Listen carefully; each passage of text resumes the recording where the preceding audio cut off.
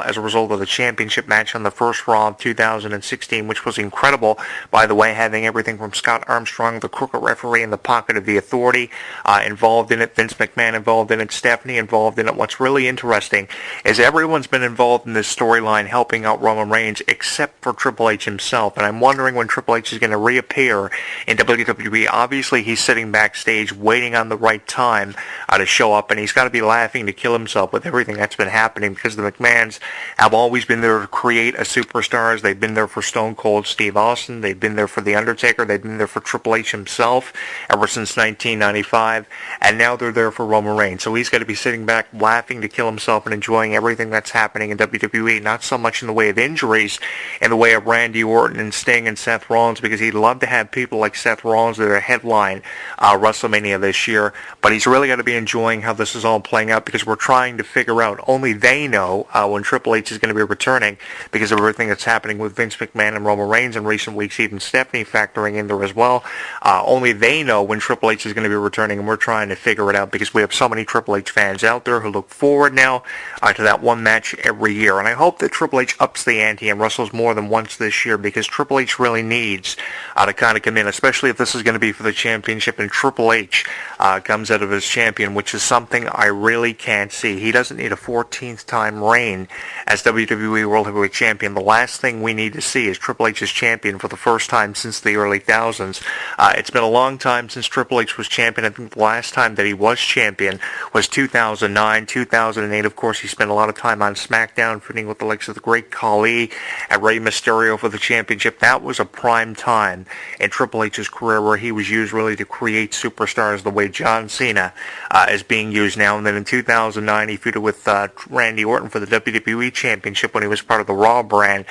So he's had his fair share of times as champion, over 13 times. Does he really need that 14th reign? I can't see Triple H being a 14-time champion. If he does come out of WrestleMania as champion, probably by the next pay-per-view he'll lose the title to someone like Sting, which is a lot of the way that people think this is going to go.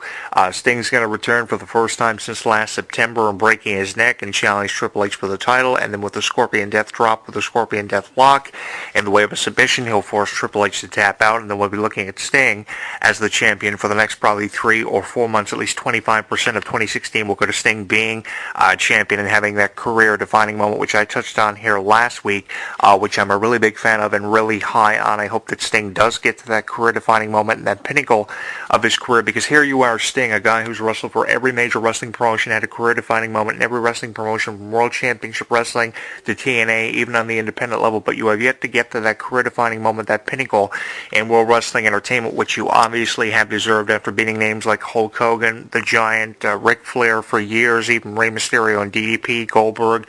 So many names on your resume. You've defeated at least once in your career, beating every major name at least once. But you have yet to get to a career-defining moment winning at a major pay-per-view in WWE, which is really disastrous for every Sting fan, and I don't blame you for being as pissed off as what you had. And I think that and I think that this is really where we're going to see Sting get that career-defining moment, probably at the expense of beating Triple H and holding the title for probably at least 25% of 2016.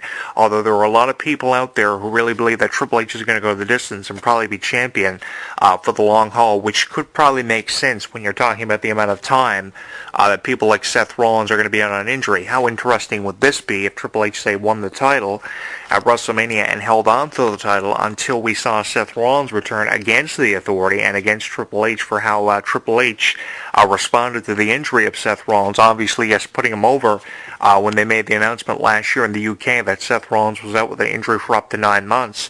But they've kind of forgotten about Seth Rollins. Now, Seth Rollins appeared at the Slammies last year and said he was coming back in 2016. Something really interesting about the promo when he accepted Superstar of the Year was that he said, "The hell with the Authority." And that's really teasing Triple H versus Seth Rollins sometime throughout 2016, which will not happen as late until the summer of 2016, which will bring us up to August.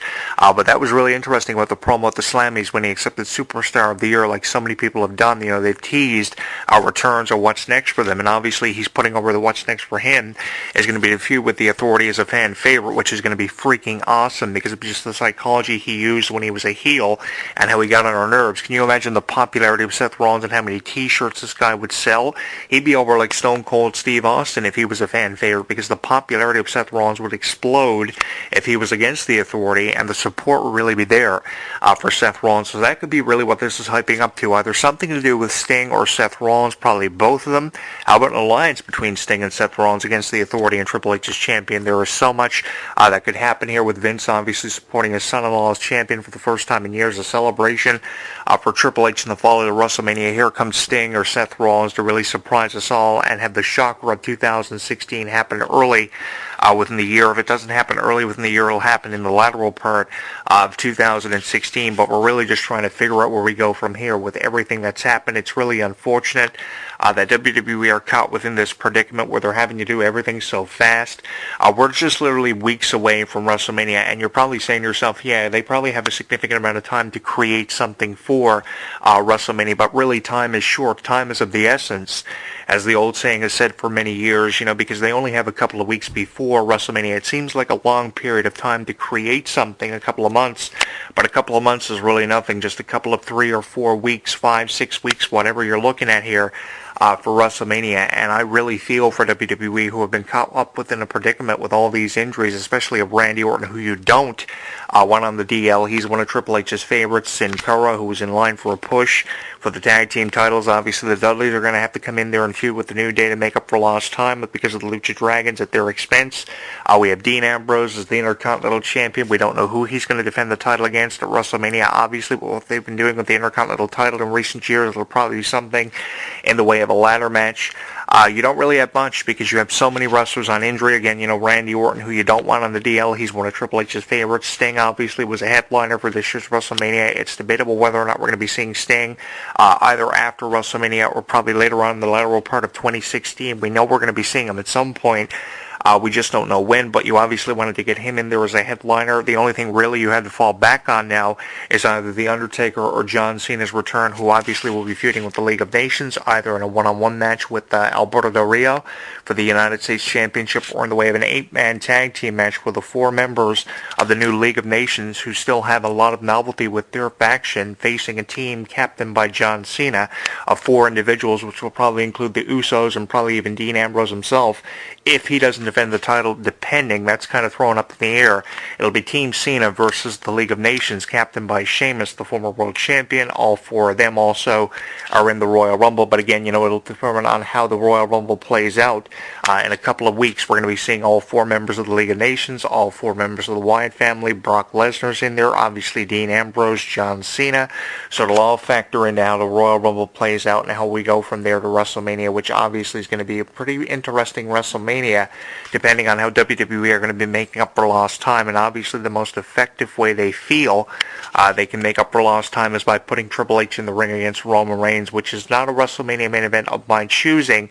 In particularly, I'd rather go for something like The Undertaker versus Sting, but because we have virtually no chance of that happening this year, obviously the answer as to why Vince McMahon is back on television, which will obviously be for a short-lived period of time until Triple H and Stephanie re-emerge on WWE as the Authority, is to set up for Triple H versus Roman Reigns, which has obviously been the play out of why Vince McMahon has been here this close out of WrestleMania in recent years. And for that, you can backtrack all the way out of 2009. With Vince McMahon showing up this close to WrestleMania as he had in so many recent years prior to this one of 2016, and the feud with Roman Reigns, even with CM Punk, you know how it all plays out. Even when CM Punk was putting his hands on Vince McMahon, it played out with Triple H versus CM Punk. Maybe not in the way of a WrestleMania match, which was obviously considered before they went with Night of Champions in 2011, but always when someone puts their hands on Vince McMahon, it's somebody either representing Vince McMahon or Triple H himself, playing on the fact that, of course, he's married into their family, feuding with the wrestler who puts his hands on Vince McMahon or a member of the McMahon family. We know how it goes. If you know anything about wrestling psychology, you know it's going to be Triple H versus Roman Reigns or versus somebody, either at WrestleMania or in the fallout. And obviously, it usually builds up to that one match a year that Triple H is contracted with WWE to have at WrestleMania every year. It really gets on my nerves, guys. I've really been getting on my nerves about Triple H for years. Well, it's really been getting getting on my nerves about him for forever is the fact that now, all of a sudden, he's the standard bearer of professional wrestling. It was bad enough that John Cena is the name and the face of WWE, which I can't fucking stand. That really pisses me off. But it's even worse now that Triple H has become the standard bearer of professional wrestling. At one time, it was The Undertaker, the man that you had to beat. Now that his streak is no more, it seems like Triple H is the one man who stayed there for forever, for over 20 years. So he's the standard bearer of WWE and the man to beat. I can't tell you how much that frustrates me, and again, it has a lot to do with wrestling psychology, because he's the man to beat, and because he's the man to beat, that's pissing off a lot of people, and that's what they want to do, myself included, and because they're accomplishing that, he's always going to be that man to beat. It started a couple of years ago when he was beating people like Brock Lesnar at WrestleMania, then he went from beating Brock Lesnar to beating Sting and feuding with Daniel Bryan. If you beat Triple H, you're going to become a name in wrestling, it seems, and he's your judge, jury, and executioner when it comes to having a future in the wrestling business. Not only is he the man who makes all the decisions, but he's also the man to beat, and I can't tell you how much that frustrates me. So hopefully Roman Reigns will knock him off and leave an impression we will not forget and remember for years. Also, The Rock factoring in there as well. He tweeted at the start of 2016 that he's going to WrestleMania and that he's returning to the ring. That's what the entertainment news websites are saying. The Rock apparently is returning to the ring rather than just returning to be in the corner of somebody or just to do something at WrestleMania. So it leaves it with the impression The Rock is probably going to be teaming with Reigns or in the ring against somebody in relation to what's happening with Triple H and Roman Reigns. That's going to be really cool. So obviously with The Rock factoring in there, it kind of leaves us with the impression that Reigns could be going into WrestleMania this year because he's the cousin of The Rock as champion. If you count the tweet earlier at the start of 2016, you pretty much know The Rock's going to WrestleMania, but why is he going to WrestleMania, and how does this factor in with everything happening with Triple H and Roman Reigns? It's going to be an interesting time, even more so now with the Royal Rumble not being for the number one contendership to WrestleMania like it has been since '93. The year before that, of course, it was for the championship over 24 years ago.